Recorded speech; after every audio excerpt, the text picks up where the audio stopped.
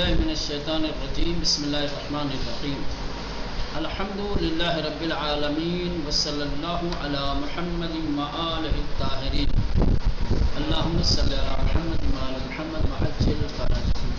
چلیں در آیے بعد برائے تاکید مطلب مہمی کی در آیے گزشتے آمدے می افزایت بدانید رسول اللہ درمیان شماس ہرگاہ در بسیاری از امور الشما اطاعت کند بمشقت خواہید افتاد۔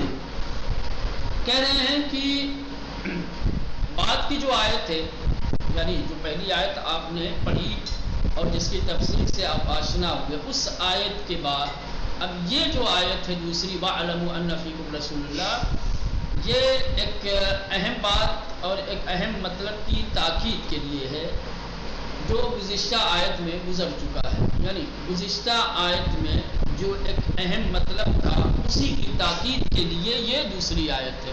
آسان لفظوں میں یہ دوسری آیت پہلی آیت کی تاکید ہے، ختم، ٹھیک؟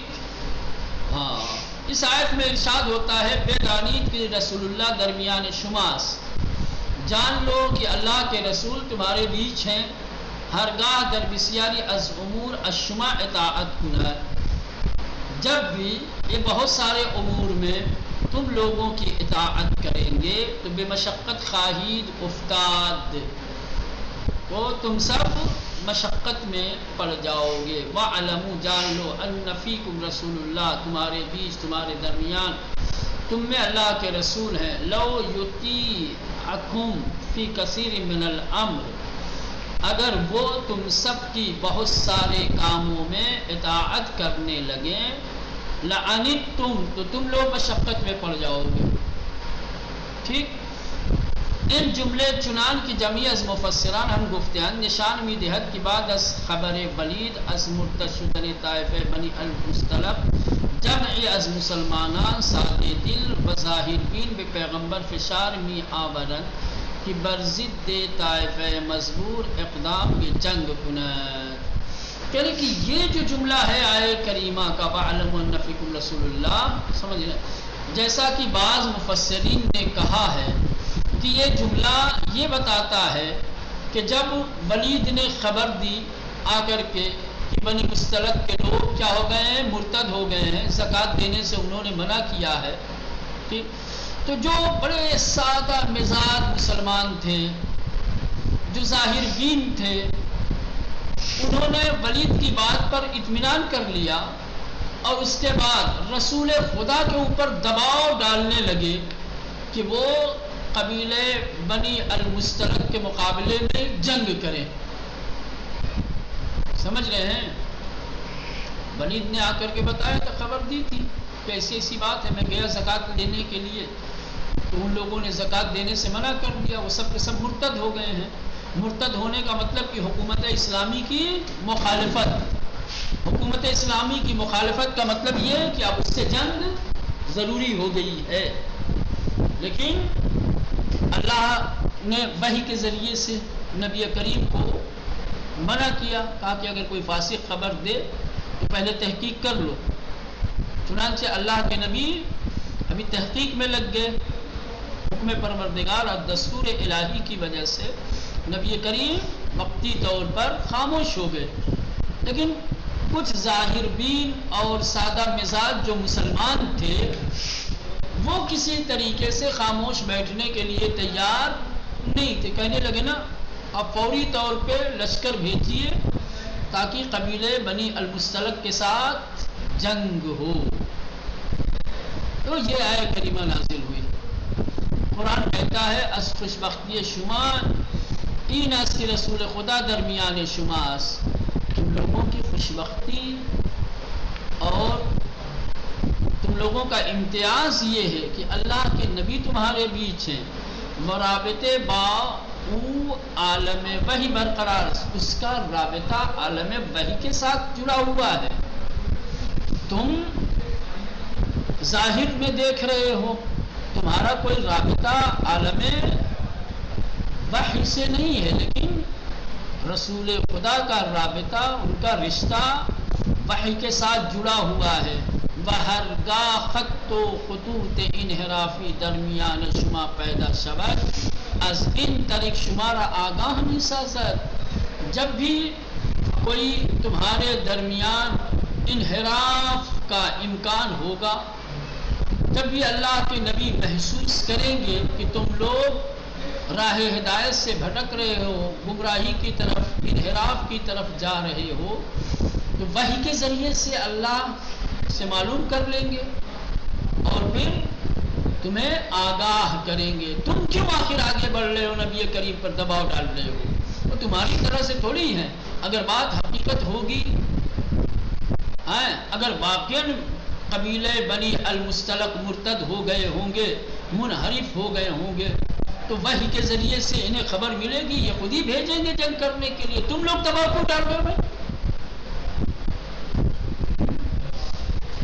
تو خوش بختی ہے تم لوگوں کی کہ ایک ایسا شخص تمہارے بیچ ہے جو یہاں بیٹھ کر کے بنی المستلق کی حقیقت کی خبر وحی کے ذریعے سے معلوم کر سکتا ہے. یا تمہارے بیچ جب بھی کوئی انحراف اور کسی طریقے سے کجروی پیدا ہونے والی ہوگی تو وحی کے ذریعے سے، چونکہ ان کا رابطہ وحی کے ذریعے سے ہے، وحی کے ذریعے سے وہ باخبر ہو سکتا ہے. تو چھوڑو، اپنی انتظار کرنے دو ان کو. وحی کے ذریعے سے جب ساری حقیقت مل جائے گی، ساری حقیقتوں کا علم جب انہیں دے دیا جائے گا، اگر حقیقت میں قبیلے بنی المستلق مرتد ہوئے ہوں گے تو تمہیں کہنے کی ضرورت نہیں ہے. خود اللہ کے نبی لشکر تیار کریں گے اور تمہیں بھیجیں گے کہ جاؤ بھائی ان سے جنگ کرو. لیکن ابھی کوئی وحی کے ذریعے سے خبر نہیں دی گئی ہے.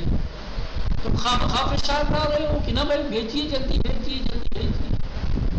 قرآن کہتا ہے کہ از خوشبختی شما اینس، تمہاری خوشبختی یہ ہے کہ رسول خدا تمہارے بیچ ہے، وہ رابطے باؤ عالم وحی برقرار ہے، اور اس کا رابطہ عالم وحی کے ساتھ برقرار ہے. بہرگاہ خط و خطوط انحرافی درمیان شما پیدا شود، تمہارے بیچ جب بھی انحراف کا کوئی خط، کوئی راستہ دکھائی دے گا تو از ان طریق، تو وحی کے ذریعے سے شمارا آگاہ می سازد، تمہیں باخبر کرے گا. بلے او رہبرس و انتظار نہ داشتے باشید کہ اشما اطاعت کند، تمہارا رہبر ہے، وہ تمہارا پیشوا ہے، تم یہ امید نہ رکھو کہ وہ تمہاری اطاعت کرے. تمہارے اوپر فرض ہے کہ تم اس کی اطاعت کرو، صبر سے کام لو. تم چاہتے ہو کہ وہ تمہاری باتیں مانے، تم چاہتے ہو کہ تمہارے دستور، تمہارے اصرار کی وجہ سے لشکر تیار کر کے بھیج دیں، وہ تمہارا موتی بن کے رہے. بھلے او رہبرس، وہ رہبر ہیں، پیشوا ہیں، انتظار نہ داشتے باشید، امید نہ رکھو کہ اشما اطاعت کند، کہ یہ اللہ کا نبی تمہاری اطاعت کرے گا. بس دستور بگیرد، اور تم سے فرمان لے، تم سے حکم لے کے کہ ہاں بھائی تم لوگوں کا کیا دستور ہے، تم لوگوں کا کیا فرمان ہے، جیسا تم لوگ کہو کہ ویسے میں کروں گا. نہ او نسبت میں شما از ہر کس مہربان ترس، وہ تمہاری بنسبت دوسرے تمام لوگوں سے زیادہ مہربان ہے. برائے تحمیل افکار خود بے او فشار نہیں آوری، اپنی فکروں کو تحمیل کرنے کے لیے اس پر دباؤ مت ڈالو. تمہاری فکر کے مطابق وہ کام کرے، تمہاری سوچ کے، تمہارے خیال کے مطابق وہ کام کرے، اس کے لیے دباؤ مت ڈالو. کہ ان بسیان شماس، یہ دباؤ اور اس طریقے سے اپنی فکر کو ان کے اوپر حمل کرنا، اپنی فکر کا، اپنی سوچ کا بوجھ ان کے اوپر ڈالنا، اس میں تمہارا ہی نقصان ہے، اس میں تمہارا نقصان، اس کا نہیں. اس لیے کہ اللہ کے رسول نے تمہیں اس کی اطاعت کا حکم دیا ہے، اس کو تمہاری اطاعت کا حکم در دنبال آئے بھی کی دیگر از مواہب بزرگ الہی بے مومنان اشارے کر دے. ومی فرمایا کرے آیت کے آگے ایک دوسرے اللہ کے بڑے تحفے میں سے اللہ نے جو نعمتیں دی ہیں، اللہ نے جو